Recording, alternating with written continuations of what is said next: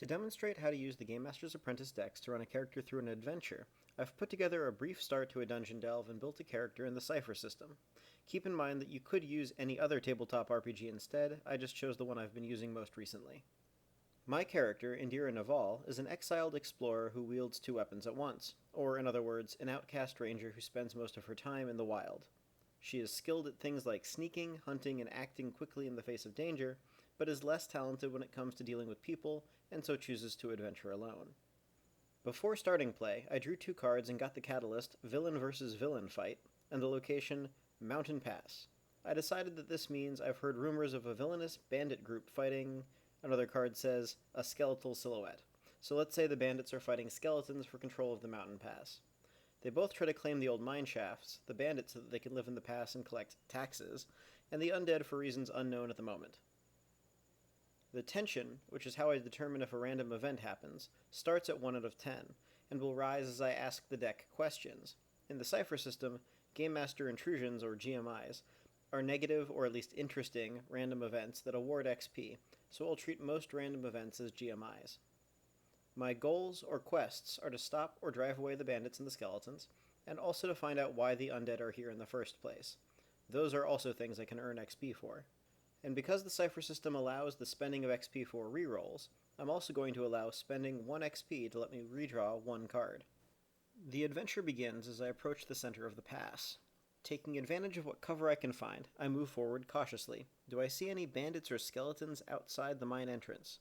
Even odds say no, and no random event triggers because the difficulty generator number on this card is higher than the current tension.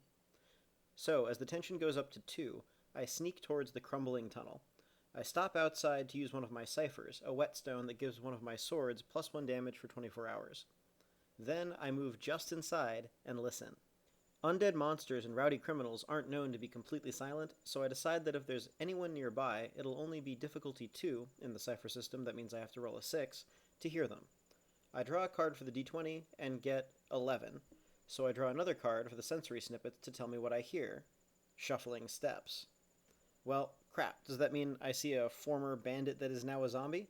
Good odds say yes, and in this case, this is an emphatic answer, or a critical yes, so that suggests to me I hear, and then probably see when I go to investigate, quite a few zombies shuffling along the abandoned mine shaft. I also notice that the prompt icon here has a needle and thread, which gives me the creepy image that all their mouths and eyes are sewn shut. This isn't just some random dark magic animating them. Clearly a necromancer is involved. Since the Cypher System XP mechanic is about rewarding discovery, and I just made progress on figuring out where the undead are coming from, I take 1 XP. But I might be in danger here. Are they headed towards me? Even odds say no, and the tension goes up to 4. So I see these zombified bandits are shuffling down a side passage, and reasoning that they must be coming from their creator, and that I don't want to fight a dozen zombies by myself, I decide to retrace their steps and follow the path backwards to their source. Normally, this would probably be a difficulty 2 task, but in a dark mineshaft with only a flickering torch to see by, I say it's more like a 4 right now. I spend some effort to reduce it a bit, and I have to roll a 9 or better. A d20 says, natural 20. I get the points I spent on effort back, and because it was a critical roll, I'll assume that I managed to figure out where I'm going and then extinguish my torch before it gives me away. Now I can sneak as I approach the dimly lit cavern ahead. So, what am I looking at? Some kind of necromantic temple in the mountain? That feels both likely and pretty cool, so I say the odds are good, but I get no anyway. I actually find that kind of disappointing, so I decide I'll spend my 1 XP to redraw the card. This time, I do get a yes, but I also see that the difficulty generator number is the same as or lower than the current tension, a 4, so a random event is triggered. The tension drops back to 1, but I draw 2 cards for the verb and noun on them, and I get fail and network. I could draw another card for an adjective, but I think this is pretty clear. The only network around is the network of tunnels. Suddenly, the mine shaft I'm in is collapsing.